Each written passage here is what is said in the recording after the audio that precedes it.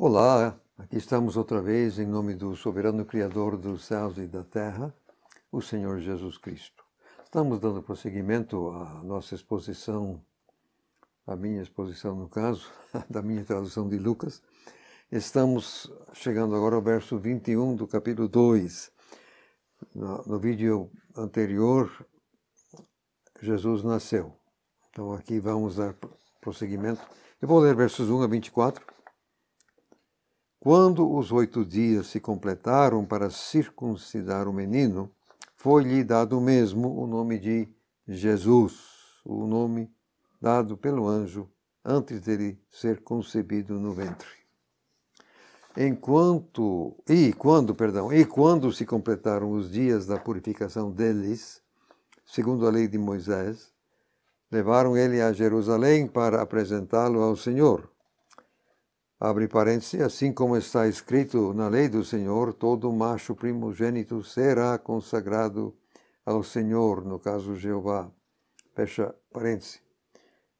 E para oferecer um sacrifício de acordo com o disposto na lei do Senhor, um par de rolinhas ou 2 pombinhos. Já comentamos com o caso de João a importância do 8º dia. Então, vamos aqui comentar uma coisa mais técnica. Está no verso 22. Você talvez notado que eu li purificação deles, terceira pessoa plural. Não dela, como você talvez ache em alguma versão. É que no texto grego é mesmo eles, não é ela, não. A questão é que a purificação, segundo o Levítico 12, verso 2 a 5, atingia a mulher. Era ela que tinha de evitar fazer sexo durante 40 dias, no caso de dar à luz um menino, ou o dobro, no caso de uma menina. Mas, pensando um pouquinho, a purificação dela também iria afetar fatalmente o marido. O fato é que aqui diz deles. Então, depois de completar esse prazo, no caso 40 dias, que Jesus era menino, então foram a Jerusalém para apresentá-lo ao Senhor, mas também tinham de levar um sacrifício. Essa obrigação está em Êxodo, capítulo 13, verso 2, e também nos versos 12 a 15. Agora, lendo lá, você vai ver que era obrigatório levar um cordeiro, não 2 pássaros. Era obrigação levar um cordeiro unicamente se o casal não tinha condições financeiras, não tinha como levar um cordeiro. Eles poderiam levar um par de rolinhas ou 2 pombinhos. Como essas aves podiam pegar assim no campo, então até mesmo um pobre poderia preencher essa exigência. O que transparece aqui, que eu quero chamar a atenção, é que como José não levou um cordeiro, isso significa que ele não tinha ainda recebido a visita dos 3 magos, porque lá foi ouro, coisa e tal, então ele teria a obrigação absoluta de levar um cordeiro, nada de 2 pombinhos. Então, aqui nós temos uma prova clara que os magos não tinham vindo até este momento. Prosseguindo então, vamos lendo o caso do Simeão, o velho Simeão. Eu gosto muito do velho Simeão. Vamos lendo então os versos 25 a 33. Ora, havia em Jerusalém um homem cujo nome era Simeão. Este homem era justo e piedoso, esperando ativamente a consolação de Israel, e Espírito Santo estava sobre ele. Abre parênteses, fora-lhe revelado repetidamente pelo Espírito Santo que ele não morreria antes de ver o Messias do Senhor. fecha parênteses. E pelo Espírito ele entrou no templo, e quando os pais adentraram com o menino Jesus, para com ele procederem segundo o costume da lei, Simeão o tomou nos braços, louvou a Deus e disse: Ó soberano, agora podes liberar em paz o teu escravo, conforme a tua palavra, porque os meus olhos já viram a tua salvação, a qual tu preparaste perante a face de todos os povos, uma luz para revelação às nações étnicas e a glória de teu povo, Israel. Fecha aspas. Já José e a mãe dele se maravilhavam das coisas que dele se diziam, dele no caso do menino. Esse homem Simeão era, como diz o outro, fora de série. Ele não era comum, não. Ele andava com Deus de tal sorte que o Espírito Santo podia comunicar com ele, e ele podia entender. E diz aqui no verso 26 que o Espírito Santo havia dito a ele repetidamente que ele não iria morrer antes de ver o Cristo do Senhor, diz o texto grego naturalmente, mas Simeão está falando hebraico, entendo assim, com José Maria, então ele teria falado Messias, mas em grego é Cristo de fato. Aqui o Espírito Santo manda o velho para adentrar o templo no exato momento. Então ele está lá dentro no momento certo. Quando então os dois, José e Maria, entram, aí o homem já está ali esperando, guiado pelo Espírito Santo. Agora você pode imaginar a alegria do velho. Ele pega o menino nos braços com a maior satisfação, maior gozo mesmo. Aí ele se dirige ao dono, ó soberano. O vocábulo grego que nós temos aqui é exatamente o vocábulo de onde tiramos o nosso déspota. Só que em português o termo tem um quê um pouco negativo, e além do mais você não utiliza esse vocábulo assim, falando diretamente numa saudação assim. Aí eu achei melhor usar soberano. Aliás, já adoto isso geralmente. Sempre que no texto grego nós encontramos Senhor Jesus sem o artigo definido, eu traduzo soberano Jesus. Se tem o artigo definido, aí eu traduzo o Senhor Jesus. Aqui, no entanto, o velho se dirige ao dono nesse termo. Soberano, dono. Agora pode me livrar. Coitadinho, já estava até cansado. Velho. Mas Deus havia dito, olha, vocês não podem morrer enquanto não presenciar realmente essa... Aí ele reconheceu, ele soube que o menino era o Messias, era o Salvador. Aí disse, agora pode me levar. Agora, veja o que o velho disse nos versos 31 e 2. Tu preparaste perante a face de todos os povos. Não é só Israel, não, gente. É todos os povos. Você se lembra? Lá atrás, Abraão, ele seria bênção para todas as famílias da terra. Então, prosseguindo no verso 32, o velho diz, luz para revelação às nações étnicas. Aí tem as nações, mas também a glória de teu povo, Israel, porque de fato um dia Jesus vai sentar literalmente no trono de Davi, isso lá no futuro ainda. Agora eu sou obrigado a comentar outra vez um desses casos desagradáveis. O texto verdadeiro, de fato, segundo 99% dos manuscritos gregos, diz José e a mãe dele ficaram maravilhados. 1% dos manuscritos gregos de qualidade objetivamente inferior trazem, em vez de José, o pai dele. E não é que as versões modernas costumam seguir esse punhado miserável. Está aí, nova versão internacional, linguagem hoje, atualizada, contemporânea, enfim, etc. Lastimavelmente. O texto verdadeiro é José e a mãe dele. Diz ainda, se maravilhavam das coisas. Essas coisas estão no plural. O que nos leva a entender que certamente Simeão falou bem mais do que está aqui registrado. Aliás, isso é geral, isso é normal, porque num livro, como que você vai escrever tudo que alguém fala? Haja livro. Agora, vamos para versos 34 a 35, onde Simeão tem uma palavra para a mãe, mais diretamente.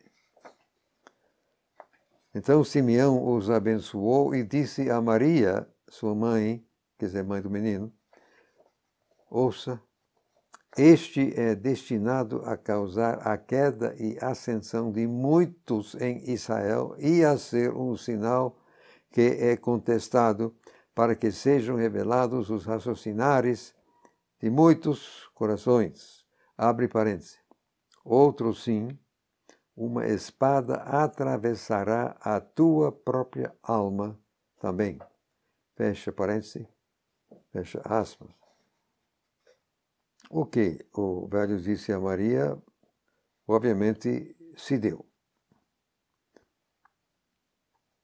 Ele ia causar a queda e a ascensão de muitos, dependendo da maneira que as pessoas iriam reagir. Os que receberam Jesus, tudo bem, os que rejeitaram, não.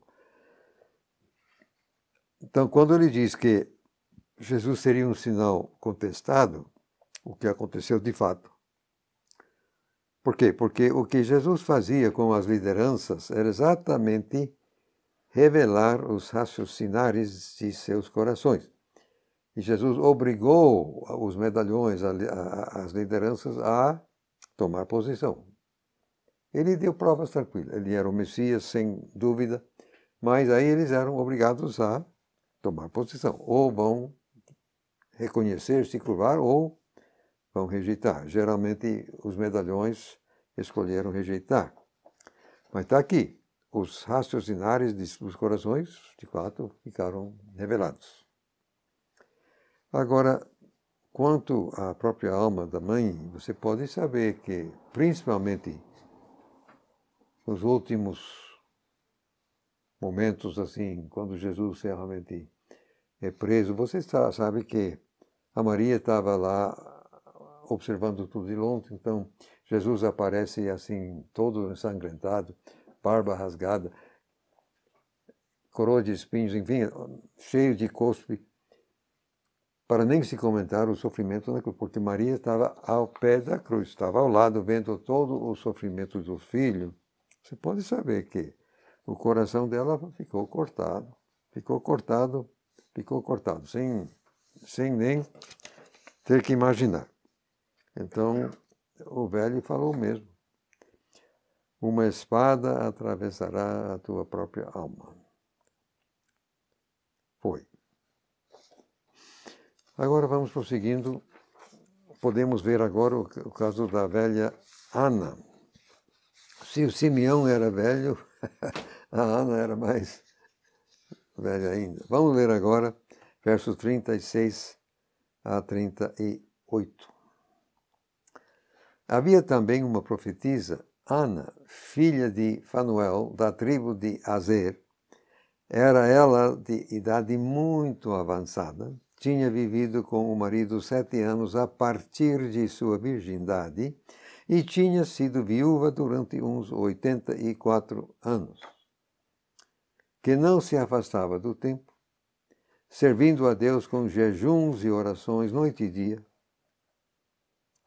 Pois ela, sobrevindo naquele exato momento, ela começou a louvar ao Senhor e seguiu falando dele a todos em Jerusalém que aguardavam redenção. Agora, A exata idade da velha tem sido motivo de discussão, no meu entender. Se ela casou com 15 anos e ela viveu com o marido 7, aí você tem 22, e se ela depois foi viúva durante 84 anos, então ela estava com 105 anos, mais ou menos, neste momento que está aqui relatado. Agora, em vez de, durante uns 84, talvez 1% dos manuscritos gregos, aqueles de má qualidade, trazem até 84. E isso, naturalmente, é seguido pelas versões modernas. Outra vez, não, isso aqui é pouca coisa, mas no verso 38, em vez de o Senhor, esse mesmo punhado miserável, menos de 1% dos manuscritos gregos, dizem Deus em vez de o Senhor, seguidos como sempre. Mas esse caso não faz diferença quase. O que eu quero ver aqui é a última colocação, que ela seguiu falando a todos em Jerusalém que aguardavam redenção. Como podia ela fazer isso? Só se conhecia as pessoas, né? Então, provavelmente, no acúmulo dos anos, ela ficou conhecendo, foi muita gente, e pôde saber quem era sério e quem não era e tal, etc. Quem estava esperando, quem não. Então é isso.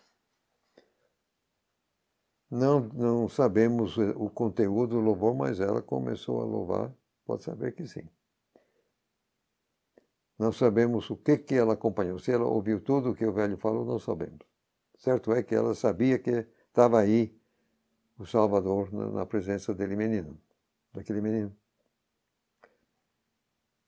Agora vamos ao verso 39 e 40. Quando tinham completado tudo, segundo a lei do Senhor, eles voltaram para a Galileia, para a sua própria cidade, Nazaré. Já o menino seguia crescendo e sendo fortalecido em espírito, sendo enchido de sabedoria, sim, a graça de Deus permanecia sobre ele. Em outro momento eu já comentei a grafia de Nazaré e o porquê disso. Exatamente em Mateus é preciso entender a exata grafia, senão você não vai entender o que Mateus falou. Mas aqui estamos em Lucas. O que queremos aqui, no entanto, acrescentar é que Mateus exatamente nos informa que de Belém foram ao Egito. Foi do Egito, então, que eles voltaram para Nazaré. E também nós sabemos que Nazaré era a cidade de José. Ele tinha lá sua carpintaria, tinha lá sua casa, então eles estavam, de fato, voltando para casa, tinha lá a empresa aguardando José, mas ficaram fora, tudo indica, pelo menos 2 anos por aí. Não sabemos a rigor. O que Lucas aqui faz é meramente pular, não menciona aquele desvio para o Egito, nada disso. Mas nós sabemos que foi. Então, como no caso de João, os verbos aqui estão na voz passiva, então Jesus foi sendo fortalecido em espírito, foi sendo enchido de sabedoria, fatalmente isso por ação sobrenatural. Ele tinha ajuda por fora. Não é que 0,5% dos manuscritos gregos de má qualidade cortam fora em espírito. Aqui diz que ele estava sendo fortalecido em espírito, e não é que as versões modernas vão seguir essa metade de 1% de manuscritos de má qualidade. Lamentável. Desnecessário, totalmente. Podem saber, sim, que a graça de Deus permanecia sobre ele. Podem saber que Jesus foi um menino precoce. Como ele nem tinha pecado, não tinha nada que o atrapalhasse, e também ele tinha a ajuda do Espírito Santo, Podem saber que com 4 anos de idade Jesus já lia hebraico, já estava lendo o texto sagrado em hebraico, o Antigo Testamento. Tanto é que logo, quando ele, daqui a pouco, já vamos ler, ele já com 12 anos de idade, já está conversando teologia assim numa boa com os doutores da lei.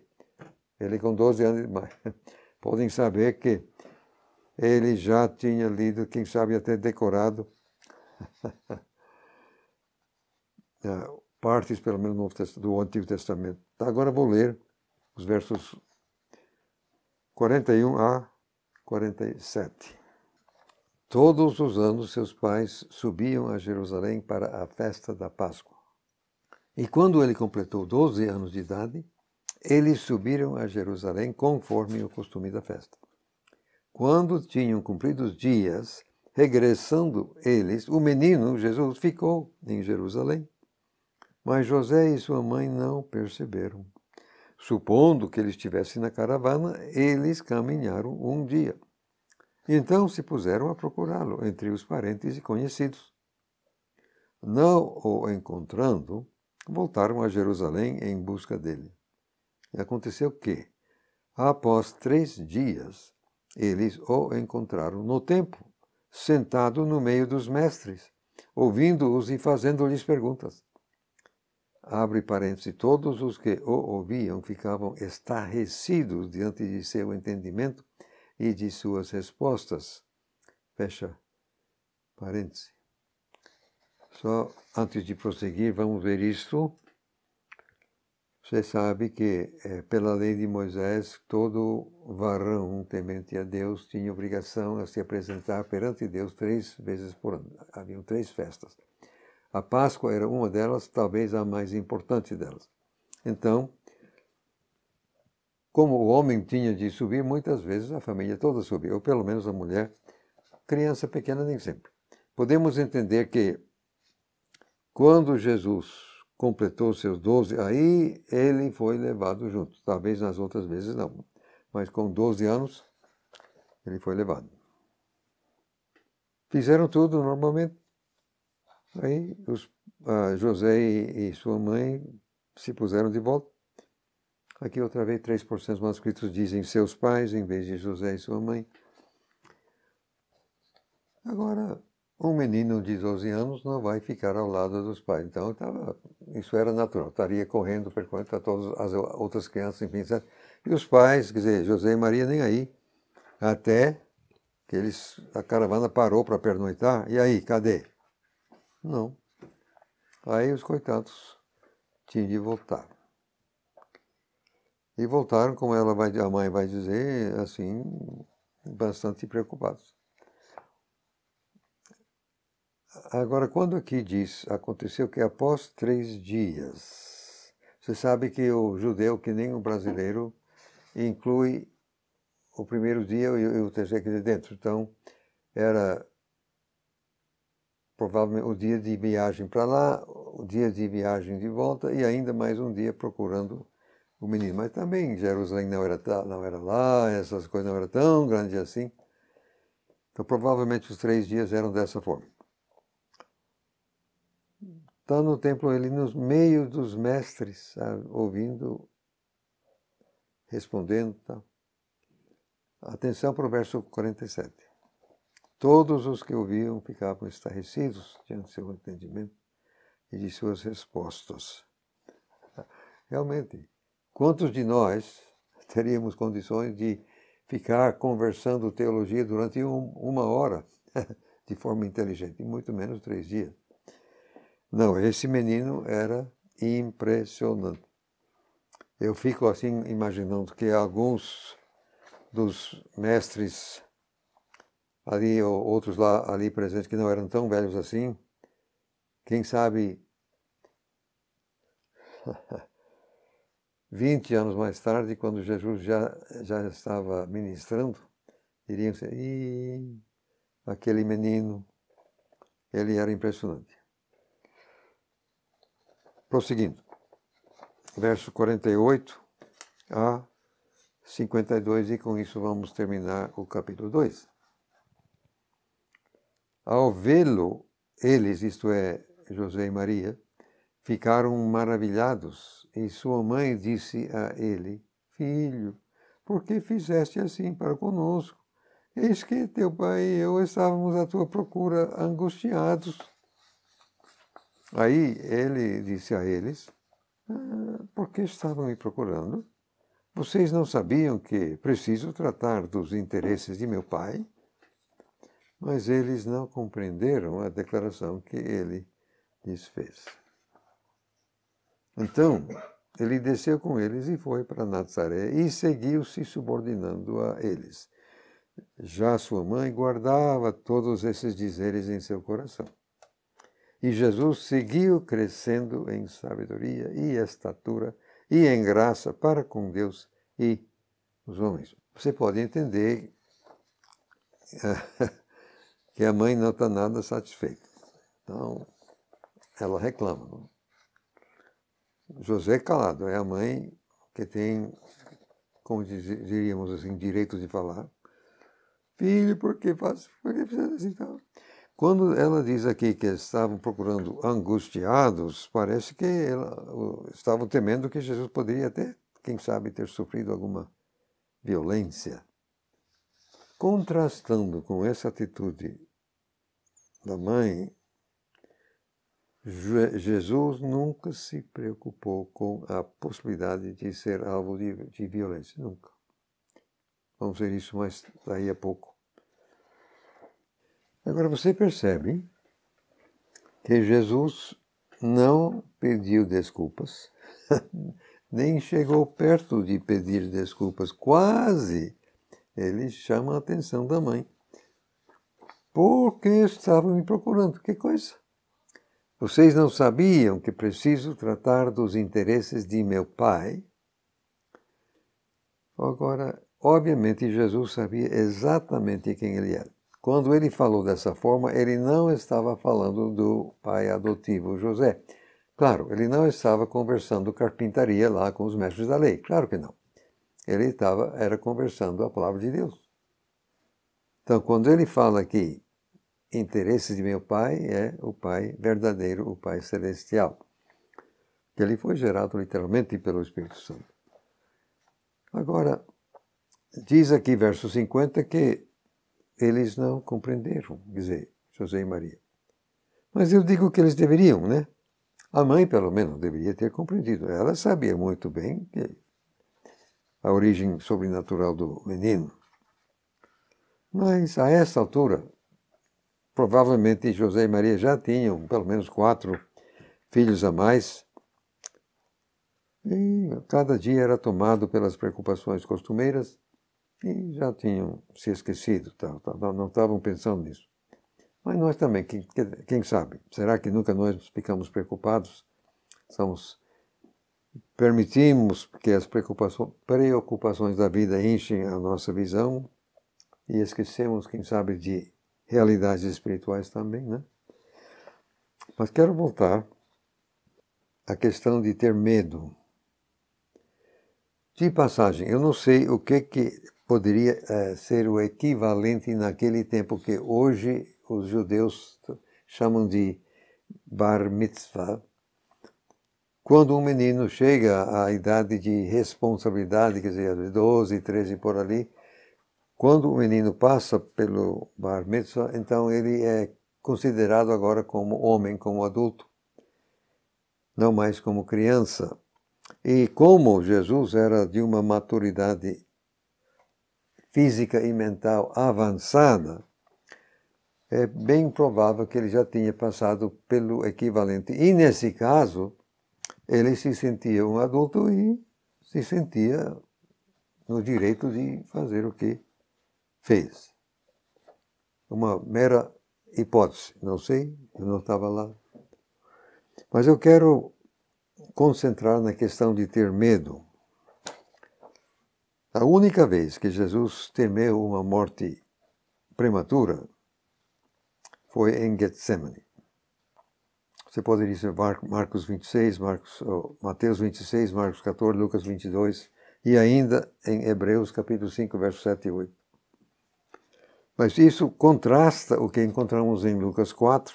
Aí ele é levado ao precipício para ser jogado, isso em Nazaré. Ele passa pelo meio e vai embora. Marcos 4, aí a tempestade para afundar o barco com ele. Nada, nem aí. Calma, para. João 8, 59, eles pegaram em pedras para... Aí Jesus meramente desapareceu, se tornou invisível. E também em 10, 39 e 18, verso 6, coisas muito parecidas. Eu digo que com isso o Senhor Jesus nos deixou um exemplo a ser seguido. Em Lucas capítulo 10 e verso 19, ou 18 e 19, os 70 acabavam de voltar de seu giro, todos satisfeitos. Aí Jesus dizendo, eu vos dou a autoridade para pisar cobras e escorpiões e sobre todo o poder do inimigo, e nada vos fará dano algum. Entendo que se Jesus disse que ele está nos dando, eu vos dou, não é dei como está em alguma Bíblia, nos dou, está assim no texto grego, eu vos dou a autoridade sobre todo o poder do inimigo. Então, autoridade manda em poder. É por isso que digo, ele disse que nada poderá vos fazer mal. Que se nós temos autoridade sobre o poder do inimigo, podemos proibir que o inimigo utilize esse poder contra nós. Então, entendo que exatamente nessa direção. A exemplo do Senhor Jesus, nós também não deveríamos estar sempre, em qualquer momento, com medo de uma morte precoce. A gente vai morrer quando o Pai determinar, e não antes. Isto é, a gente que pertence a Jesus, os outros não. Aqui nós temos o verso 51, é a segunda vez que Lucas escreve que a Maria guardou as coisas no coração. Eu entendo com isso que certamente ele havia realmente entrevistado Maria, quem sabe mais de uma vez, e que a Maria, obviamente, foi uma das testemunhas oculares que ele cita de ter entrevistado. Quando aqui nos diz todos esses dizeres, podemos entender que o registro de Lucas foi muito resumido, se bem que é só ele que registra este caso. Certamente os doutores da lei fizeram comentários, quem sabe o próprio Jesus falou mais do que foi registrado, mas o fato é que aqui no texto diz que a mãe guardou os dizeres, plural, esses dizeres, todos esses dizeres, no seu coração. Aí Jesus seguiu crescendo. Diz aqui no verso 51 que Jesus se subordinou a ele, voltou a Nazaré, ficou lá, debaixo da autoridade do pai adotivo, aprendendo a ser carpinteiro, com certeza, até alcançar a idade de 30, quando pela lei de Moisés era possível alguém dar início a um ofício espiritual. Sacerdote só com 30 anos, levita só com 30 anos, profeta só com 30, assim por diante. Assim que o próprio batizador também só começou o seu ministério público com 30 anos de idade. Falei no batizador, está agora chegando a vez dele, capítulo 3, versos 1 a 6. Ora, no 15º ano do reinado de Tibério César, sendo Pôncio Pilatos governador da Judeia e Herodes tetrarca da Galileia, enquanto seu irmão, isto é, de Herodes, Filipe, era tetrarca da região de Itureia e Traconitas, e Lisânias, tetrarca de Abilene, durante o sacerdócio de Anás, abre parênteses, e Caifás, fecha parênteses, a palavra de Deus veio sobre João, o filho de Zacarias, no ermo.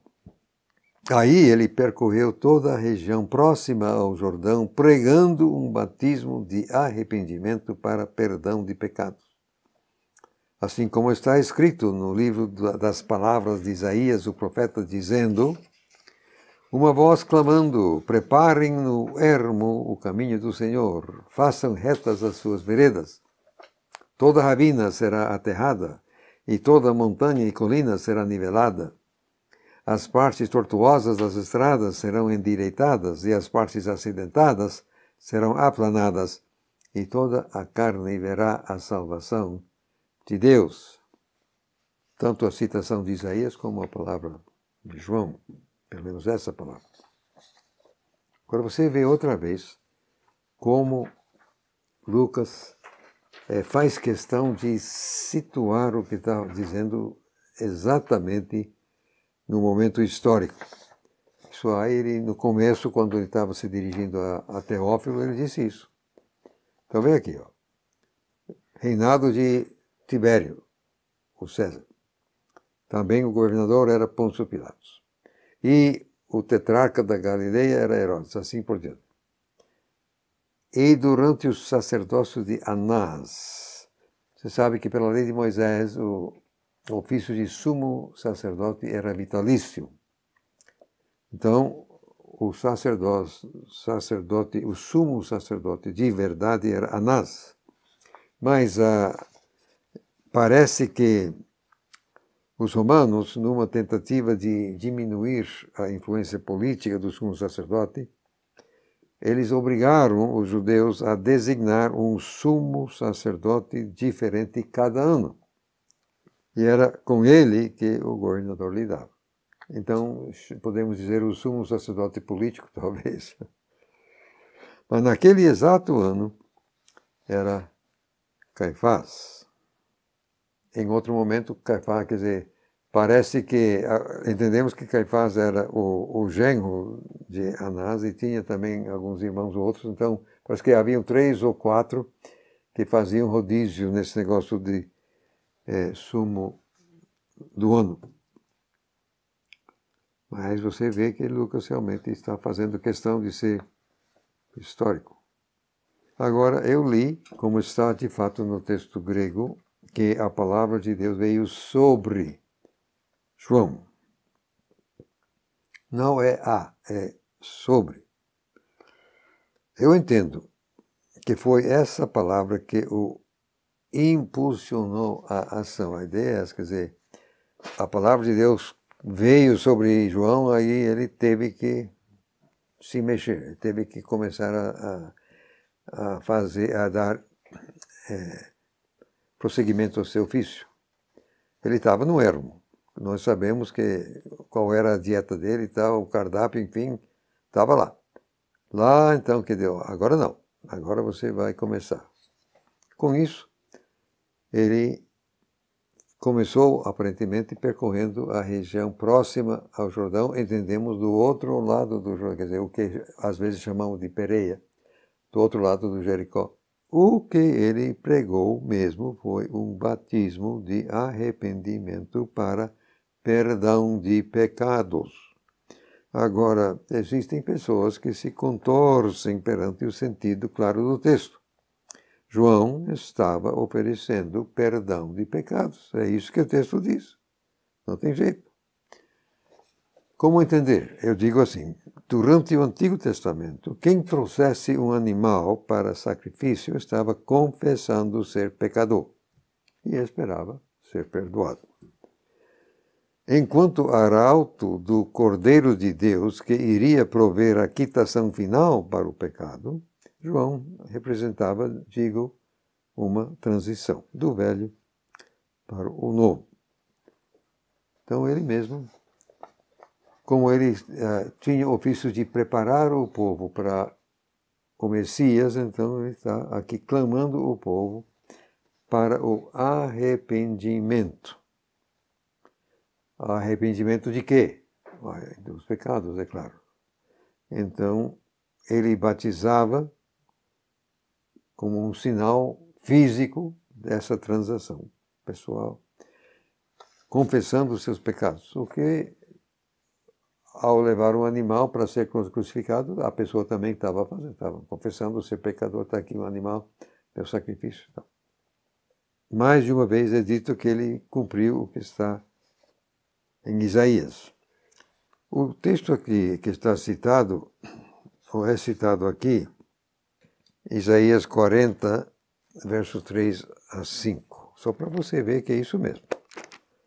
Eu vou mudar a posição da frase no deserto, como está nesta Bíblia viva que eu estou lendo. Voz do que clama, preparai no deserto o caminho de Jeová, endireitai no ermo, verá a nosso Deus. Todo o vale será exaltado e todo o monte e todo outeiro será abatido, e o que é torcido se endireitará, e o que é áspero se aplainará. E a glória do Senhor, que é Jeová, se manifestará, e toda a carne juntamente haverá, pois a boca do Senhor o disse. O que eu quero ressaltar aqui é que o que está sendo comentado é exatamente a construção da estrada. Preparem no ermo o caminho do Senhor. Façam retas o ermo. Quando fala que toda ravina será aterrada, não é vale não, é ravina. O vocábulo hebraico é ravina, não é vale, também é em grego. Exatamente onde vai passar a estrada. Se a estrada vai passar por cima de uma ravina, o que você faz? Você corta as colinas por perto para pegar a terra e jogar essa terra na ravina. Você aterra a ravina, mas você corta também para ter uma estrada reta. Mas também, se a estrada já vinha acidentada, ou cheia de curvas, você endireita. Você estava cheio de acidentes, então você aplana. Exatamente o que aconteceu, se alguém aqui se lembra, aqui, moradores aqui do Distrito Federal e arredores, tinha a tal das 7 curvas saindo do distrito em direção a Anápolis.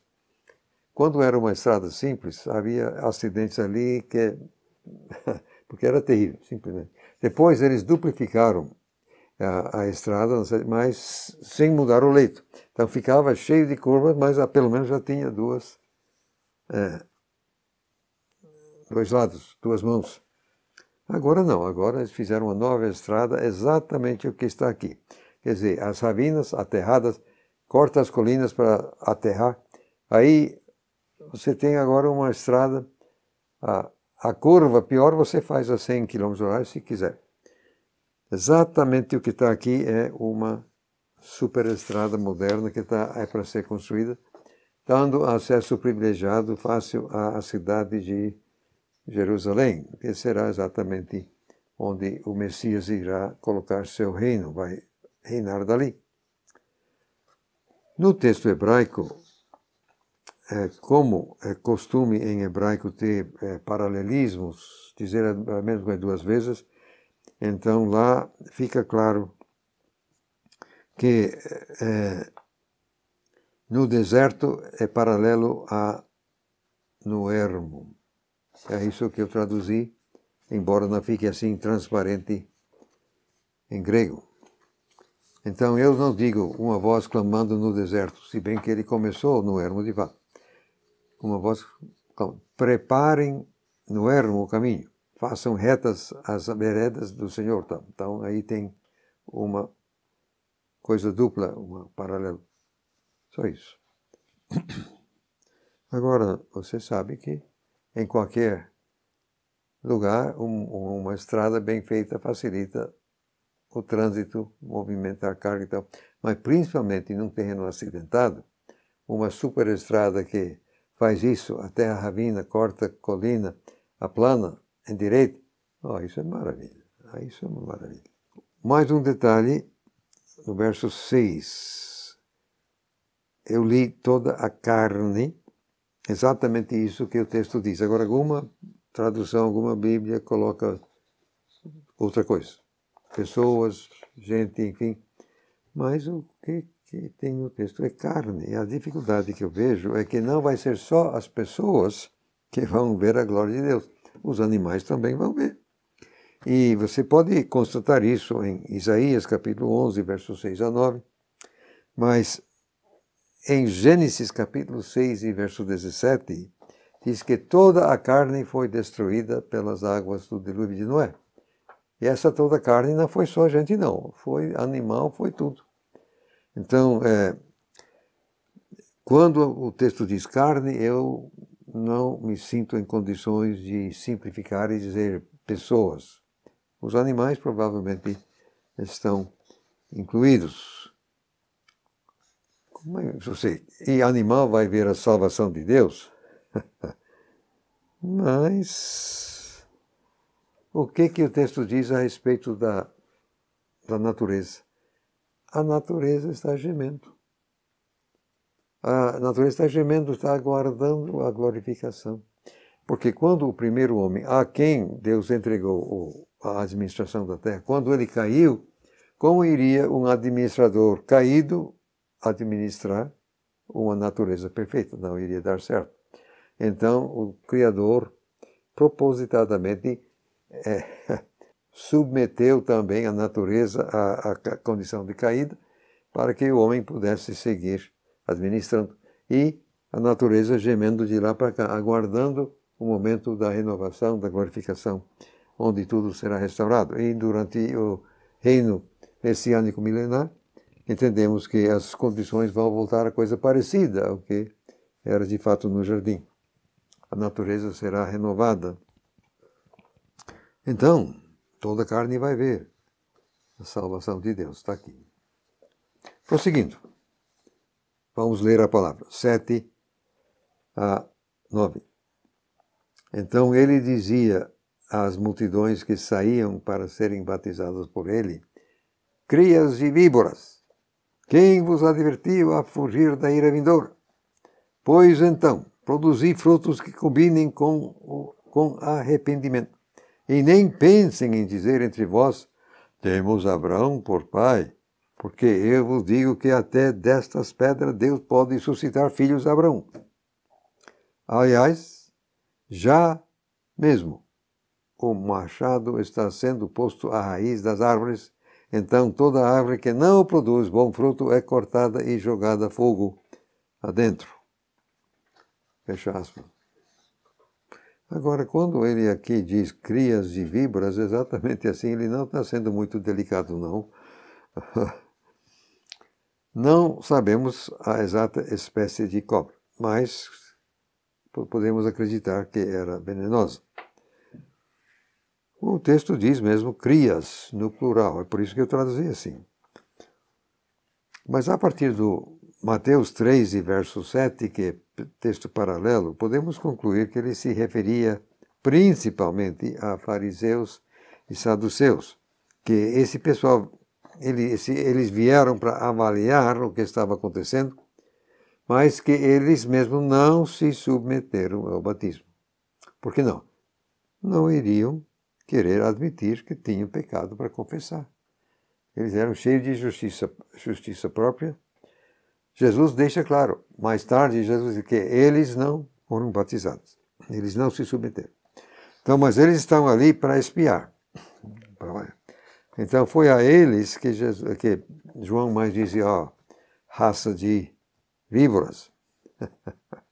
Com efeito, o próprio Jesus mais tarde, vocês são de vosso pai, o diabo. Como o diabo é a antiga serpente, se você tem uma cobra por pai, você é uma cobrinha, não? Voltando aqui ao texto, eles estavam cheios de privilégio herdado, porque eles eram descendentes de Abraão, então por isso que eles tinham assim privilégios especiais e condição especial e tal e tal. Só que o que eles não entenderam é que Deus não tem neto não, gente. Deus só tem filho. Deus não tem neto, Deus não tem bisneto, Deus não tem tataraneto, só tem filho. Cada ser humano tem que se relacionar diretamente com o soberano Criador. Então, João joga fora essa pretensão deles. Mas quando ele fala no verso 9, que o machado está já sendo posto à raiz das árvores, o que ele quis com isso? Eu entendo que ele estava falando isso exatamente porque o Messias já estava presente.